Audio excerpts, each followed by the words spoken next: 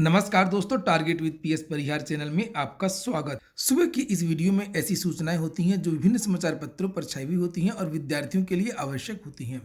तो आइए शुरू करते हैं और देख लेते हैं कि आज के समाचार पत्रों में विद्यार्थी जीवन से संबंधित कौन कौन सी सूचनाएं। आगे बढ़ने से पहले एक सूचना उन विद्यार्थियों के लिए है जो विद्यार्थी आरओ 2023 खंड शिक्षा अधिकारी और उत्तर प्रदेश लोक सेवा आयोग प्रारंभिक परीक्षा की तैयारी कर रहे हैं।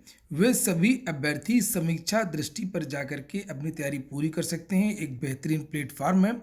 यहाँ पर जो पूर्व चयनित छात्र हैं और अनुभवी अध्यापक हैं उनकी एक टीम है। जैसे यहाँ पर देख सकते हैं आप लोग, विकास मिश्र, समीक्षा अधिकारी सचिवालय उत्तर प्रदेश शासन, उनकी अगुवाई में ये प्लेटफॉर्म तैयार किया गया है। रजिस्ट्रेशन इसके इस समय चल रहे हैं। 1 तारीख से जो आपकी क्लासेस हैं वो 10 तारीख से शुरू होंगे। जो विद्यार्थी रजिस्ट्रेशन करवाएंगे उन विद्यार्थियों का टेलीग्राम चैनल बनवाया जाएगा और उसके बाद में उस ग्रुप में जुड़ करके जीएस के प्रश्न, हिंदी के प्रश्न, बहुत सारी पीडीएफ सामग्री, ऑनलाइन मॉक टेस्ट और जो मॉक टेस्ट में अच्छे नंबर लाएंगे उन विद्यार्थियों को प्राइज वगैरह भी मिलेगा। फीस बहुत कम रखी गई है, केवल 999 है, 999 रुपए। और अधिक जानकारी के लिए यहाँ पर एक कॉन्टैक्ट नंबर दिए हुए, आप लोग इनसे संपर्क कर सकते हैं और अधिक जानकारी आपको इन नंबर्स पर मिल जाएगी। कॉन्टैक्ट नंबर जिन्हें आप लोग यहाँ पर नीचे देख सकते हैं, इसका आप लोग स्क्रीनशॉट भी ले सकते हैं। समीक्षा दृष्टि ने ये 100 दिन का एक प्लान बनाया है, यहाँ पर आप लोग नीचे दे सकते हैं। और एक बात बता दूं कि ये जो चयनित छात्र हैं ये आपको गाइडेंस वगैरह भी बताएंगे, स्ट्रेटजी भी बताएंगे कि किस तरीके से आप लोग के क्या तरीका हो सकता है चयनित होने, कैसे तैयारी करें, क्या गलतियां ना करें, ये जानकारियां भी आपको दी जाएंगी। खैर, ये देखिए कि पहले दिन आपको क्या मिलेगा, किस तरीके से, ये देखिए पूरा का पूरा जो सिलेबस है 100 दिन का ये यहाँ पर निर्धारित किया गया। और कॉन्टैक्ट नंबर वगैरह मैंने डिस्क्रिप्शन बॉक्स में भी दे दिया है, वहां पर जाकर के भी आप लोग संपर्क कर सकते हैं। खबर की शुरुआत करेंगे उत्तर प्रदेश लोक सेवा आयोग से और उसके बाद में फिर नए आयोग की बात करेंगे और टीजीटी पीजीटी की बात करेंगे। कैलेंडर में प्रमुख परीक्षा शामिल न होने से प्रभावित होगी तैयारी। 2 दिन पहले उत्तर प्रदेश लोक सेवा आयोग ने अपना वार्षिक परीक्षा कैलेंडर जारी किया है। बिल्कुल एक भी उसमें कुछ भी ऐसा नहीं है जो कुछ नया हो और विद्यार्थी उम्मीद कर रहे थे कि बहुत सारी भर्तियों के बारे में घोषणा की जाएगी परीक्षा कैलेंडर के द्वारा, लेकिन ऐसा नहीं हुआ।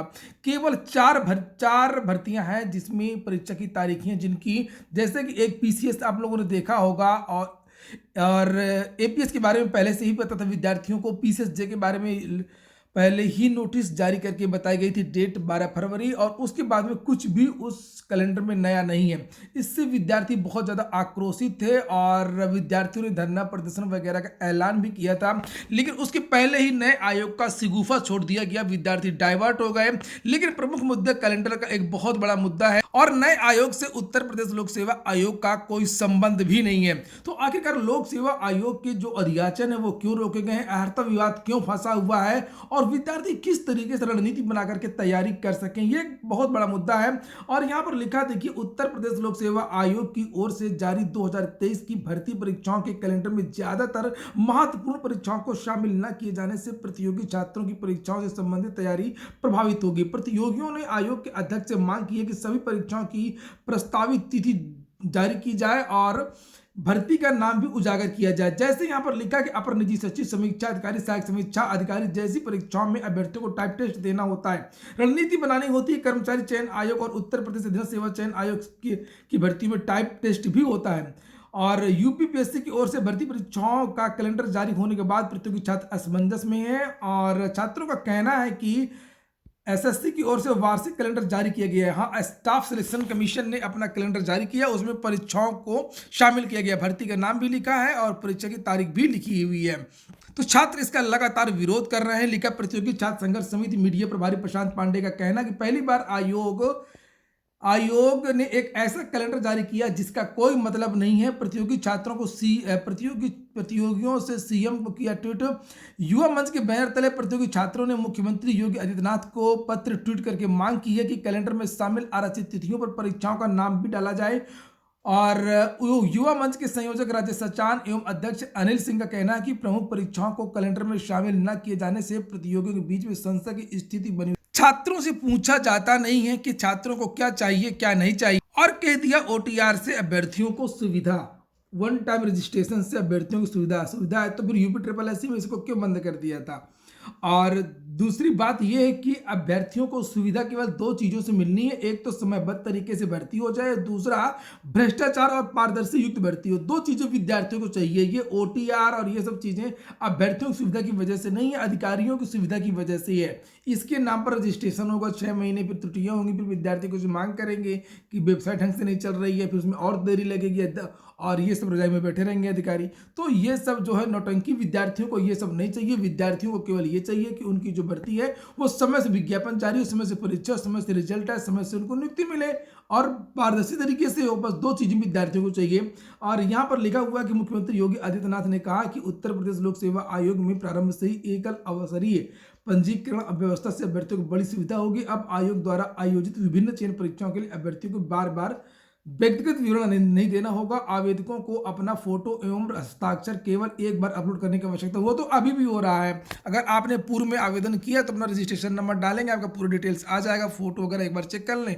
फीस जमा कर दीजिए, फॉर्म भर जाएगा। छात्र हित की कोई बात नहीं है, कुछ भी नया नहीं है, सब फर्जी है। और अगली जो सूचना है वो है यूपी में एक ही आयोग से होगी अध्यापकों की भर्ती। यहाँ पर भी देखिए विद्यार्थी और जो बुद्धिजीवी वर्ग है सारा इसका विरोध कर रहा है। यूपी में एक ही आयोग से होगी अध्यापकों की भर्ती और सभी का कहना ये है कि बहुत सारे जो विद्यालय हैं, चाहे प्राथमिक हो, माध्यमिक हो और उच्चतर के जो विद्यालय, महाविद्यालय वगैरह चाहे वो हों, अध्यापकों की बहुत ज़्यादा कमी है। सरकार को शीघ्र से शीघ्र भर्ती करने का प्लान बनाना चाहिए, मिशन मोड में भर्ती करना चाहिए। वहीं पर इस तरीके की घोषणा से भर्तियां और अधिक लंबित होंगी। और लिखा हुआ है कि मुख्यमंत्री योगी आदित्यनाथ ने शिक्षकों की समयबद्ध नियुक्ति के लिए सरकार प्रतिबद्ध है और उन्होंने मंगलवार को उच्च स्तरीय बैठक में निर्देश दिए कि अब बेसिक, माध्यमिक, उच्च एवं तकनीकी शिक्षण संस्थानों में शिक्षकों की नियुक्तियां एक ही आयोग से होंगी। शिक्षक चयन आयोगों को एकीकृत स्वरूप देते हुए निकाय के रूप में उत्तर प्रदेश शिक्षा सेवा चयन आयोग, ये जो आयोग बनेगा उसका हाल वही होगा जो यूपी SSSC का है। यूपी SSSC में बहुत सारी भर्तियों की अधियाचन आ गए, बहुत सारे विज्ञापन आ गए और उसके बाद में वो लोड नहीं ले पा रहा है और वो लिमिटेड उसमें कर्मचारी हैं और वो भर्ती नहीं कर पा रहा, वो फेल हो गया यूपी SSSC। उससे योगी सरकार को सबक लेना चाहिए कि जो लखनऊ में जो आयोग बनाया गया था यूपी SSSC 4200 ग्रेड पे, पहले हर विभाग अपनी अलग अलग भर्तियां करवाया करता था तो वो किसी तरीके से हो जाती थी और अब सारे विभाग जितने भी समूह की भर्तियां हैं वो यूपी SSSC को दे दी गई हैं, तो वो नहीं करवा पा रहा। या तो फिर उसकी दक्षता बढ़ाएं तो भी हो सकता है। और वही हाल यहाँ पर भी ये एक आयोग बनेगा, अब यही करवाएगा आपका टीईटी में भी आप लोग जानते हैं 20 लाख 25 लाख विद्यार्थी आवेदन करेंगे और उसी तरीके से टीजीटी पीजीटी में 13 लाख 14 लाख 15 लाख आवेदन होते हैं और उसी तरीके से उच्चतर में भी बहुत सारे आवेदन होंगे लाखों में। तो ये एक ही आयोग। तो और सबसे बड़ा प्रश्न ये है कि जो भर्तियां चल रही थी उनका क्या होगा, जो टीजीटी पीजीटी का आवेदन लिए गए थे, जो असिस्टेंट प्रोफेसर भर्ती के लिए आवेदन लिए गए थे, उनका क्या होगा। और इसीलिए समाचार पत्रों के माध्यम से जानकारी दी गई है कि अभी अटकी ही रहेगी टीजीटी पीजीटी और एलटी ग्रेड शिक्षक भर्ती की, कोई आसार जल्दी है नहीं। कम से कम 1.5 से 2 साल लग जाएगा इस पूरी प्रक्रिया में। और प्रदेश के अशासकीय सहायता प्राप्त महाविद्यालयों में असिस्टेंट प्रोफेसर भर्ती और अशासकीय विद्यालयों में सहायक अध्यापक एवं प्रवक्ता पीजीटी भर्ती के लिए भर्तियों को अभी इंतजार करना पड़ेगा। प्रदेश में नए शिक्षा सेवा चयन आयोग के अस्तित्व में आने से भर्तियां फंस सकती हैं, फंस सकती नहीं, फंस गई हैं। और मुख्यमंत्री के ने बेसिक, माध्यमिक एवं उच्च शिक्षा में शिक्षक भर्ती के लिए एक आयोग के गठन की बात कही है, इसके लिए प्रस्ताव भी मांग लिया है। ऐसे में चयन बोर्ड और उच्चतर शिक्षा सेवा चयन आयोग को अब नए आयोग में समाहित कर लिया जाएगा तुरंत। और अब ये दोनों भर्तियां जो चली जाएंगी नए आयोग में। विद्यार्थी विरोध कर रहे हैं, विद्यार्थियों का कहना है कि कम से कम पदों की संख्या बढ़े, चूंकि भर्ती प्रक्रिया अब लंबी होंगी। संभावना कि एक साल में टीईटी हो पाएगी, उसके अगले साल जो है टीजीटी की भर्ती हो पाएगी, फिर उसके अगले साल उच्चतर की भर्ती हो पाएगी। यही कारण कुछ लोग आज धरना प्रदर्शन करने जा रहे हैं। प्रतियोगी छात्र मोर्चा की तरफ से विकी खान, वरुण शर्मा, कृपा शंकर निरंकारी और बहुत सारे छात्र। तो वहीं पर प्रयागराज के जो जनरल प्रतियोगी छात्र हैं वो 5 तारीख से धरना प्रदर्शन करेंगे 11 बजे से। ये प्रेस विज्ञप्ति भी जारी की गई है प्रतियोगी छात्रों के द्वारा। माध्यमिक शिक्षा सेवा चयन बोर्ड की तैयारी कर रहे प्रतियोगी भाइयों बहनों को अवगत कराना चाहता हूँ कि 5 जनवरी 11 बजे एलनगंज में क्रमिक अनशन शुरू किया जाएगा। और साथियों से अपील है कि किसी भी छात्र नेताओं की कोई जरूरत नहीं है, हम लोग एक प्रतियोगी छात्र हैं और हम लोग अपनी लड़ाई स्वयं लड़ेंगे। तो सभी प्रतियोगी छात्र जो हैं वो कल से धरना प्रदर्शन करने जा रहे हैं एलएनगंज में टीजीटी पीजीटी की सीट वृद्धि परीक्षा तिथि को लेकर, चूंकि भर्ती लटक चुकी है और इसके बारे में कुछ न कुछ छात्रों को करना। 22 के विज्ञापन में सीटों में वृद्धि कराने के लिए ये पावन पुनीत यज्ञ में आपको आना होगा। इसके लिए चाहे प्राणों की हम अपने आहुति ही काहे ना दे दें, लेकिन उत्तर प्रदेश की सरकार से और माध्यमिक शिक्षा सेवा चयन बोर्ड के चेयरमैन से बिल्कुल नहीं झुकेंगे। चयन बोर्ड को घुटने के दम पे झुकाने का काम किया।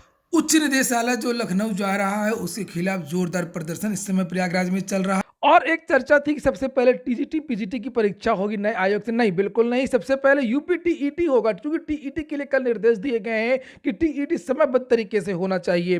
देखिए, टीईटी समय से होगा, बीएड समय से होगा, लेकिन शिक्षक भर्तियां नहीं होंगी। लिखा हुआ है 12 साल में तीसरी संस्था को मिलेगा टीईटी। पहला टीईटी में बहुत ज्यादा धांधली हुई थी जब तत्कालीन माध्यमिक शिक्षा निदेशक संजय मोहन की अगुवाई में यह परीक्षा हुई थी। फिर वो ये जेल में चले गए थे और उसके बाद में पीएनबी के जो परीक्षा हुई थी, संजय उपाध्याय क्या नाम था उनका, वो भी जेल चले गए। और अब ये बदलाव किया गया है कि नए आयोग को दिया जा रहा है तीसरी बार, जो तीसरी संस्था है अब ये परीक्षा करवाएगी। टीईटी और बीएड को तो वैसे भी प्राथमिकता दी जाती है, तो अभी तो टीईटी होगा। और बीएड के बारे में भी आज घोषणा हो गई है कि बीएड प्रवेश परीक्षा के लिए 10 फरवरी से आवेदन।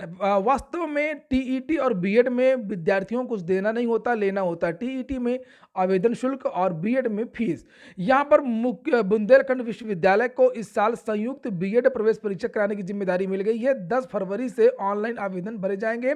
शासन की ओर से विश्वविद्यालय को जारी पत्र में 1 फरवरी को बीएड संयुक्त प्रवेश परीक्षा का विज्ञापन जारी करने के निर्देश दे दिए गए। ये पूरा का पूरा कार्यक्रम है। प्रवेश परीक्षा के लिए ऑनलाइन आवेदन 10 फरवरी से 10 मार्च तक किए जा सकते हैं। 20 से 25 अप्रैल के बीच में प्रवेश परीक्षा आयोजित कर ली जाएगी और परिणाम वगैरह 25 से लेकर के 30 मई के बीच में जारी कर दिया जाएगा। तो ये बीएड का पूरा जो कार्यक्रम है घोषित कर दिया गया है। पूरा वीडियो सुनने के लिए बहुत बहुत धन्यवाद। टेलीग्राम चैनल को ज्वाइन ना किया हो तो टेलीग्राम चैनल को भी ज्वाइन कर लें। कुछ कहना चाहते हो तो कमेंट बॉक्स में अवश्य कहें। अच्छी बात करें, स्वस्थ बात करें।